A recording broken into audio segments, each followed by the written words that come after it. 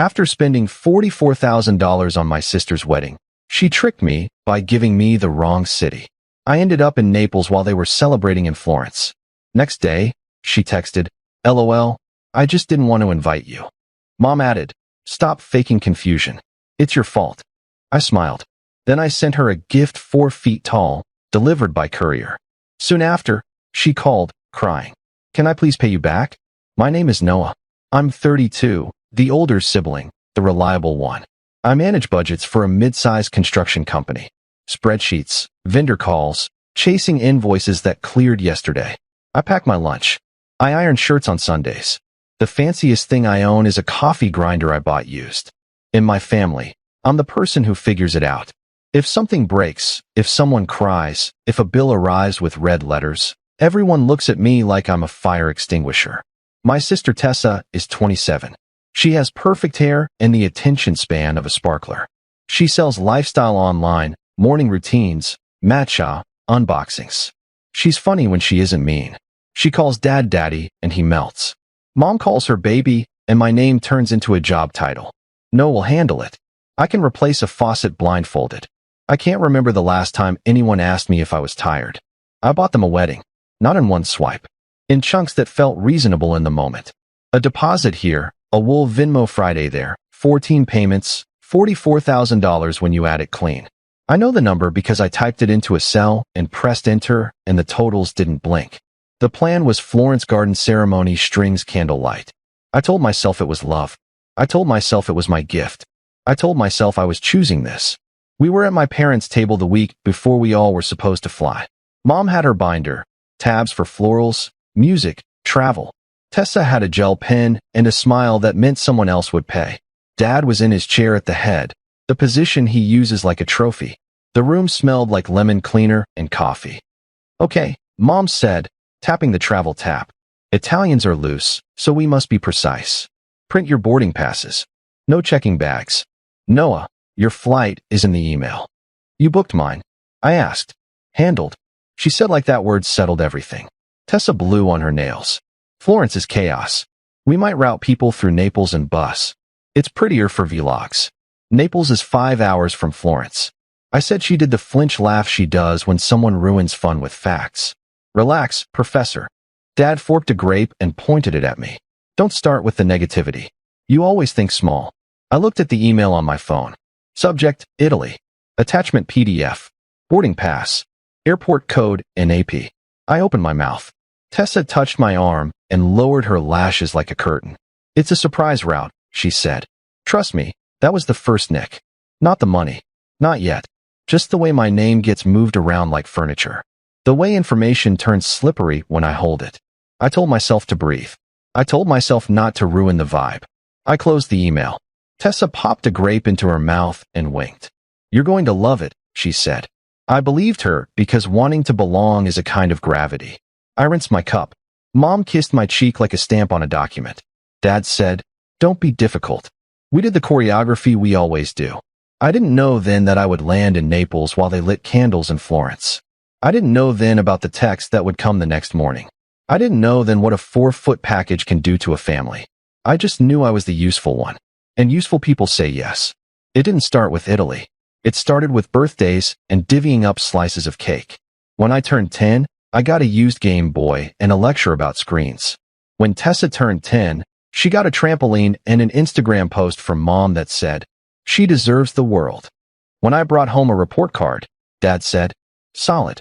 When Tessa brought home a participation ribbon, Dad said, "Star." Money had a script. If Tessa needed it, we found it. If I needed it, we learned a lesson. "You can do hard things," Dad would say. "Be a man." When the dishwasher died, I learned to fix a pump. When Tessa's phone cracked, we learned about same-day replacements. At 18, I worked nights at a warehouse and saved cash in envelopes with ink labels, rent, groceries, car. The envelopes lived in an old shoe box taped shut with blue painter's tape. Once when Tessa was between gigs, the tape was cut. "Emergency," Mom said, touching my elbow like a nurse. "We'll make it right." They made some of it right.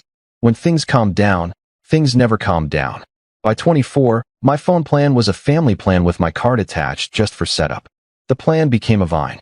Lines got added like cousins. At one point, my bill listed 5 names and 1 credit card mine. I'd say, we need to switch back. And Mom would say, now isn't the time. If I pushed, Dad used the tone that dimmed my insides. Don't nickel and dime your sister. Tessa tried everything with confidence.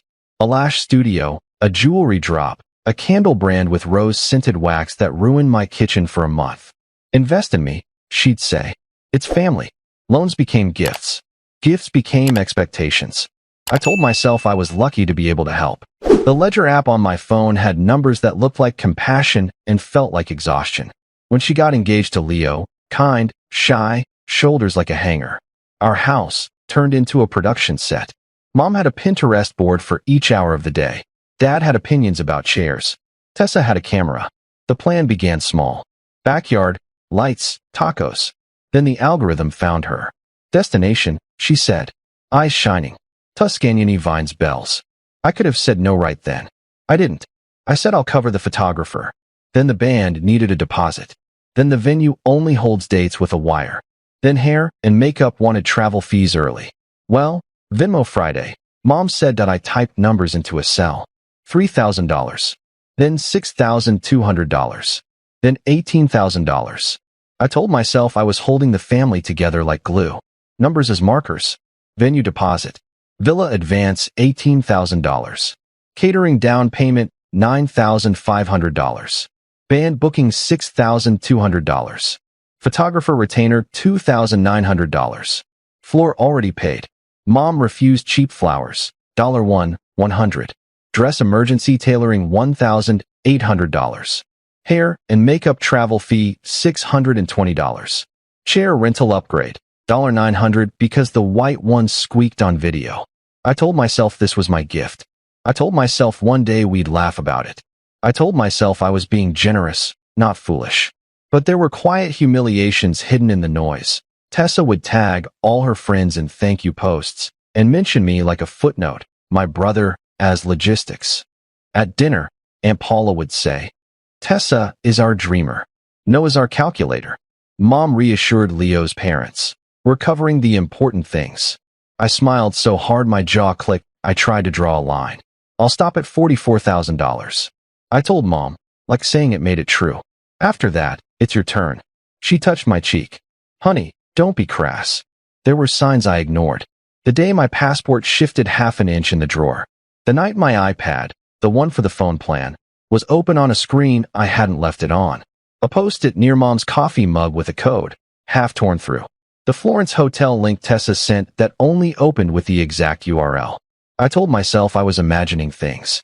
I told myself trust was loved. A week before we left, Mom insisted on handling flights because group booking saves money. I said I'd rather book my own, pay my own, keep it simple. She frowned. Don't be difficult, Noah. Then Tessa texted me a PDF boarding pass. Naples. Cheaper, she wrote. We'll bus. It's a vibe. I said I'd just fly straight to Florence. She replied, don't be weird. You'll mess up the shuttle. I stared at the 3 letters. NAP. I Googled buses. 5 hours 30 minutes, with a transfer.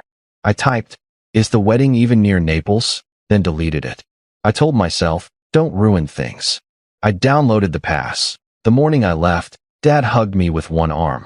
Don't be late like last time. Mom gave me a Ziploc of snacks. Tessa air-kissed and said, see you soon. Like a joke only she knew. I rolled my carry-on to the Uber. The driver asked if I was excited. I said so excited. My voice cracked in a way I didn't recognize. Some part of me knew. Some part of me still wanted to belong. The flight attendant said buongiorno, and I cried quietly into a plastic cup of soda. When we landed in Naples, I checked my phone for shuttle info. The chat had 17 new photos, candles, vines, Tessa in a silk robe surrounded by friends. No shuttle. No tag for me. Where's the bus from Naples? I texted. No reply. I stood by baggage claim, watching the carousel spit out suitcases. A child laughed at a balloon. A couple argued softly in English. My stomach turned to sand. 30 minutes later, Tessa DM'd me a heart emoji and one word. Soon. I found the bus kiosk, bought a ticket. Told myself it was a mix-up. 5 hours and 1 pack of crackers later, I knew it wasn't. Naples station at 10 p.m. smelled like oil and sugar. People moved in bursts, like crosswalk lights. I stood with my carry-on and suit bag, watching a man push a cart of empty water bottles as if he was late to an appointment that didn't exist. That I texted Mom, "I'm in Naples. Shuttle?" No reply. I called Dad. Straight to voicemail. I messaged Tessa. "What's the villa address?" 3 dots. Then nothing. I tried Leo. He wrote back, "Hey man," asked Tessa. Translation, "Stay out of it." I bought an espresso from a window. The woman handed it over like I was just another sigh. I sat on my bag and opened notes, making a list to keep my brain from spinning. Bus to Florence, 5 hours. Train closed. It's late. Hotel near station, Euro. Am I an idiot? At 7:02 a.m., my phone buzzed. A message from Tessa. 2 photos, then text. Photo 1. Tessa with bridesmaids in satin pajamas, champagne flutes raised. Caption, "We made it." Photo 2. The garden, arches, candles, a sign in cursive, "Welcome to forever." Then the text, "LOL, I just didn't want to invite you." I read it 3 times. It felt like someone had set a kitchen timer and left the house. Silence, ticking. You can't unhear. Before I could respond, another came through. "Mom, stop faking confusion. It's your fault. You make everything heavy. Don't come. You'll ruin it." I stared at the words. Heavy. Ruin. Don't come. I took a breath. Then another. The man with the water bottles passed by again. A child pointed at a pigeon. A woman dragged a suitcase with a broken wheel. The world didn't care about my texts. It kept moving. I smiled. Not the happy kind, but the one that happens when the floor stops pretending to be a trampoline and turns to concrete. Relief inside pain. Clarity feels clean, even when it hurts. I wrote back. Thanks for the clarity. Have a good day. Tessa replied with a champagne emoji. I closed messages. I opened my bank app. Numbers steady, no surprise transfers. Comfort in routine. I booked a small hotel in Naples. Clean bedspread. A timeout from being useful. At noon, the family chat lit up. A photo. Tessa in her veil, soft as fog. Mom wrote, "Our angel." Dad wrote, "My girl." I put my phone face down and stared at the ceiling cracks. I ordered a sandwich in the hotel lobby, said please in bad Italian. The man answered, "Prego signore," and I could have cried at the politeness. By 5 p.m., I was on a train to Rome, then a cheap flight home the next morning. No speeches, no theatrics, just 2 seats, 3 plastic cups, and the knowledge that I had finally seen the wall I'd been leaning against. When I landed, I showered like I was rinsing off something that never belonged to me. I made coffee, put my phone on Do Not Disturb, opened a new email, not boundaries at. I opened a blank document, titled it 90 days, then I called a courier. "Do you handle specialty deliveries?" I asked size. The voice said 0.4 feet tall. I replied, "Phone board and an envelope." Address. I gave Tessa's point one more call, to a mobile notary. I printed a simple document. Acknowledgement of debt and repayment plan. Amount, $44,000. Terms, 18 months, 0 interest if on time, 8% APR if late. Automatic payments via the link. I gathered the receipts, screenshots, and Tessa's LOL text. I printed them on a 4-foot foam board. Wedding gift. What I paid for so you didn't invite me. A neat list with amounts. A QR code linked to a payment portal. At the bottom, "This isn't revenge. This is closure." I taped an envelope with the repayment plan to the back. The courier delivered it at 8:12 a.m., signed by Tessa. 30 seconds later, my phone exploded. Calls from Mom, Dad, unknown numbers. I didn't answer. Emails came instead. "Tessa, are you insane? You're humiliating me. I'm blocking you. Me, repayment. 90 days. No interest if signed today. Mom, how dare you? You'll destroy your sister." Me, boundaries. Email only. Twice monthly dinners available. Leo, I didn't know. We'll pay you back. Me. The plan is in the envelope. Dad, unforgivable. Take it back. Me. I'm not taking it back. I'm taking responsibility. Finally, a voicemail. Tessa sobbing, "I didn't think you'd actually. Okay, I'll sign. Please don't send anything else." Minutes later, the DocuSign came through, signed by Tessa and Leo. At noon, the first payment pinged, $2,444. Family chat lit up. Billboard, "Monster, dead to me." I muted it for a year. I printed a new document. What I will and won't do in no more family phone plan. No deposits. No card authorizations. No demands. Respectful requests only. By email within 48 hours. Yes to emergency rides, hospital visits, and twice monthly dinners in public. I slipped it into a manila folder. Clean. Final. I dropped the folder at my parents' door. No note. They know how to read. The next day, I went to the bank, removed shared access, froze my credit, locked my passport in a fireproof envelope. Leo asked to meet. He looked wrecked.